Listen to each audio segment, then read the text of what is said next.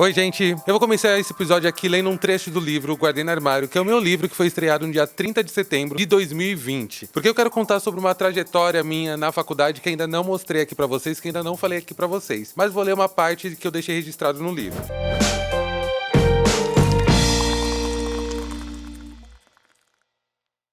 Todos os acontecimentos naqueles últimos dias mexeram muito com a minha saúde. Eu estava um poço de nervosismo. Na faculdade, por ter bolsa ProUni, era comum as pessoas duvidarem da minha capacidade intelectual, mas as humilhações não paravam por aí. Os ataques tinham relações com o fato de eu ser pobre, preto, gay, religioso. Passei quase 4 anos ouvindo sem responder. Usava os ataques para tentar crescer, buscava o consolo na igreja, procurava me ocupar mostrando o quanto era capaz. No meu último ano de Uniban, eu estava bem consolidado em uma agência de publicidade e eu soube que precisava contratar alunos de design. Era o trunfo que eu esperava. Pessoas que haviam me ofendido ao longo de todos aqueles anos vieram se desculpar para então pedir que eu enviasse o currículo delas para empresas onde eu trabalhava. E ficou claro que aquele jovem negro e gay da periferia de São Paulo, aquele bolsista com roupas fora de moda, estava trabalhando em uma das maiores agências do Brasil. Foi bom viver esse momento. Foi muito bom viver aquele momento, mas tá sendo muito bom ver o quanto que eu evoluí desde ali. Quero dividir aqui com vocês alguns desenhos meus na época de faculdade. Acho que foi no meu primeiro ano de faculdade, logo quando eu entrei, eu tive aula de desenho industrial e tive aula também de desenho de observação. Então, nesses desenhos que eu tive, né, eu aprendi algumas técnicas. Eu que nunca tinha tido aula de desenho. Minha relação com a arte, ela é uma relação meio dúbia, assim. Eu tinha acesso à arte através da música na igreja e pinceladamente por conta da faculdade e alguns museus, tudo de história da arte, aí eu comecei a ter um pouco mais de profundidade. Eu não era incentivado desde pequeno a entender um pouco sobre isso. Tudo bem, a gente não tem idade certa para aprender, então não importa a idade que você tenha, você tem vontade de aprender, vai atrás. E no meu caso aconteceu na época de faculdade. Então eu tive acesso a uma professora muito boa que passou na classe algumas técnicas, né, e alguns desenhos também para fazer. Eu separei alguns desenhos que eu fiz na época de faculdade que eu aprendi no primeiro ano. Eu deixei eles guardados porque eu imaginava que em algum momento eu iria utilizar, seja para mostrar para alguém, seja para inspirar alguém. Eu sempre tive na minha cabeça que a profissão na qual eu escolhi trabalhar, ela não era só minha, ela poderia ser de muita gente e muita gente que se inspirasse em mim. Então você que tá fazendo o curso de publicidade, você que tá fazendo o curso de design, você que fez o Enem, quer prestar o ProUni, tá pensando em entrar em uma universidade, apesar de todo o caos que tá acontecendo, não desista dos seus sonhos, porque eu não desisti do meu. Meus pais não desistiram dos deles, e os nossos ancestrais não desistiram também. Então não vamos desistir. Eu vou falando aqui sobre alguns desenhos que vão projetando aqui na tela para vocês assistirem junto comigo. Eu fiz uma anotaçãozinha aqui na minha cola, porque faz muitos anos, né? Quase 10 anos que eu terminei a faculdade. O primeiro desenho que eu fiz, pera, que é a natureza morta, né? Uma pera desenhado com grafite, uma sulfite branca. É para estudo de luz e sombra. Eu que não tinha nenhuma técnica, lembrar qual foi a técnica utilizada, me deixou tão feliz. Quando eu tava montando o roteiro para esse vídeo aqui, eu fiquei muito feliz de ter relembrado algumas coisas. Então, muitas coisas que você acaba aprendendo, ela só fica guardada numa gavetinha. Eu fiz um trabalho recentemente pra mesa, que é Nenê do Zap. Depois procura no Instagram, que a gente falou sobre primeira infância. E tudo que a gente aprende na primeira infância é muito difícil a gente esquecer. E isso acontece também depois também, né? Se você tem uma dedicação em algum estudo, às vezes você não vai lembrar de tudo, mas ela fica ali armazenada. Foi interessante lembrar de muitas técnicas aqui. É melhor me colocar à disposição pra fazer cursos novamente ligados à arte. Talvez eu evolua até mais. Então vamos pro segundo desenho, que foi uma paisagem, né? Que são árvores, uma praça. Eu lembro que eu fui pra Pinacoteca junto com a Didi, uma amiga minha. As pessoas que eu andava era a Didi e a Simone. Tá aparecendo aqui na tela pra vocês. Oi, Didi e a Simone. Eu sei que essa pandemia nos afastou e talvez a vida nos afastou, mas a nossa amizade dura pra sempre. Elas foram as minhas companheiras durante os 4 anos de faculdade. Foi muito bom. E graças a elas, eu fui pra vários lugares, como a Pinacoteca. Tem uma praça muito gostosa, assim, do lado da Pinacoteca, que é muito legal de desenhar. Então tinha algumas árvores ali também, eu usei só grafite, Não vou lembrar se foi o lápis ou se foi aquela peça de grafite mesmo, que faz muito tempo, mas deu aí pra entender. E você que assistiu meu vídeo da viagem que eu fiz pra Turquia, ó, vocês vão ver uma semelhança no traço. Antes eu ficava achando que meu traço não era um traço de desenhista, porque eu achava que quem era desenhista era quem desenhava personagens muito bem desenhados ou que fazia quadros. E é meu traço, e eu resolvi aceitar. Depois de 10 anos eu consegui ver dessa forma. O outro desenho aqui é uma caneta nanquim com detalhes, é como se tivesse o reflexo da luz ali. Então eu treinava luz e sombra ali também com cor. Seria minhas primeiras aplicações de luz e sombra com cor. Essa técnica usada aí, se eu não me engano, foi lápis aquarelável. Acho que não era nada além disso, não. Outro desenho é uma chave, aquelas chaves da antiga, que é feito de um material que é quase como metal, um bronze. Eu não sei, gente, não sei o material que é usado, mas era para simulá-lo com canetinha cinza. Era um jogo de canetinhas cinzas que eu tinha 50 tons de cinza para fazer esse desenho e acabei fazendo e eu gostei muito do resultado, por isso que eu tô mostrando aqui para vocês e por isso que eu guardei durante muito tempo também, né?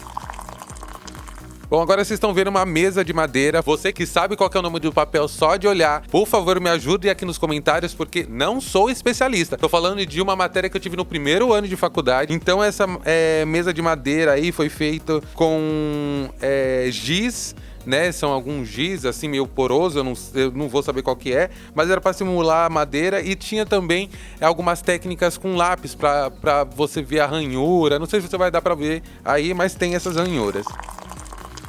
Agora a gente tem uma jarra de vidro feita também num papel canson, só que azul. Então, quando você quer fazer, talvez, usar também o papel como se fosse uma base de cor, então também é possível. E nesse caso, como era vidro, então muitos detalhes era feito com branco e preto. E aí fazia com que a cor do papel ajudasse a destacar o seu objeto ali. E o meu objeto era transparente, então ficou bem legal. Gostei muito dessa técnica. Foi a primeira vez que eu tinha aprendido e utilizado. E tem essa cadeira de madeira que eu tô colocando aqui, mas a técnica dela é simples, é a mesma do giz. Eu guardei ela também para você ver. É muita refação, né? É uma coisa que eu falo, que as pessoas que desenham falam. Desenhe sempre, não pare de desenhar. Desenhar é uma arte que você aprende, reaprende e se você para, é ruim, sabe? Eu tô parado há algum tempo, né? Como eu mesmo disse, a última vez que eu desenhei foi lá na Turquia. Por isso que eu tô trazendo esses desenhos aqui de volta, para saber se vocês gostam.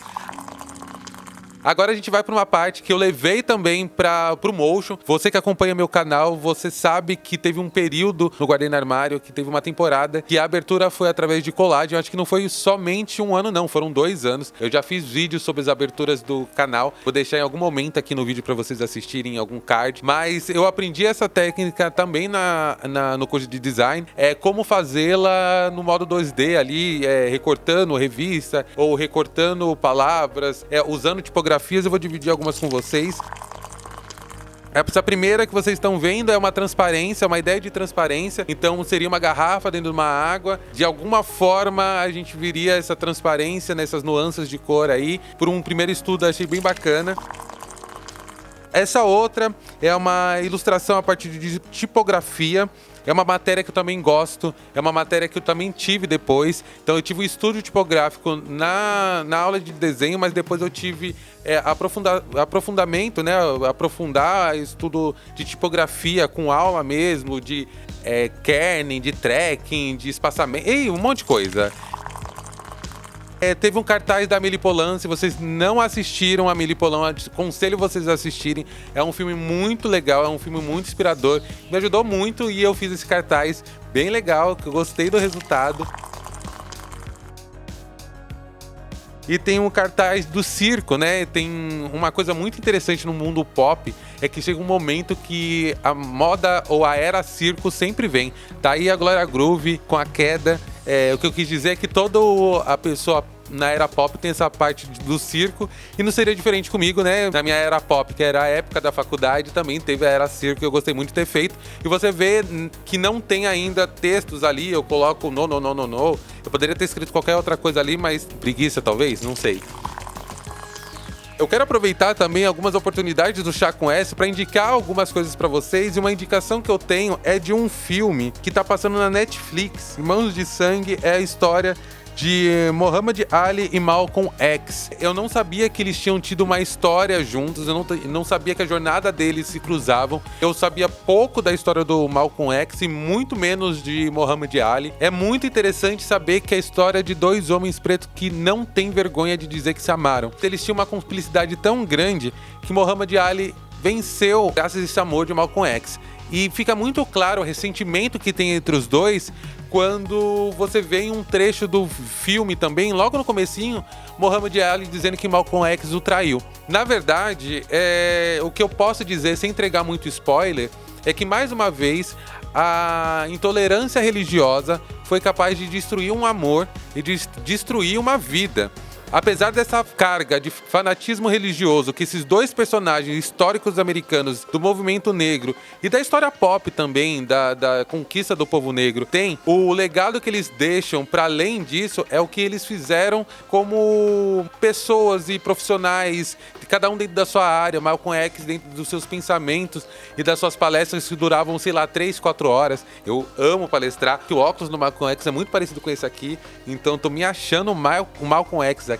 Acho que cada um carrega um pouquinho de Malcolm dentro de si. Você vê a certo ponto como que os homens se protegem, principalmente homens héteros, ou homens que querem de alguma forma proteger os seus, entre aspas, pecados. Por isso que não dá para misturar as coisas. Eu acho que a espiritualidade humana, ela existe para além da religião na qual você vai seguir, e ela deve ser praticada da forma como você achar melhor. Eu pratico com plantas, com a casa, com música, com o mundo pop, com minha saúde, com meu físico, com minha alimentação. Eu cuido da minha espiritualidade como eu entendo ela, e você cuida dela como você entende a sua. O que não pode acontecer é o que aconteceu nesse filme, que pode atrapalhar muito e destruir a vida de muita gente.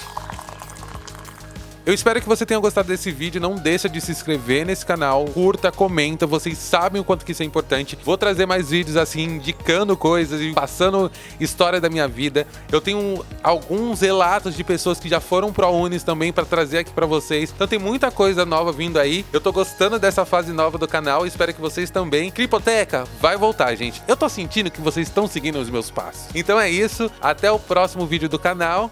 Beijo!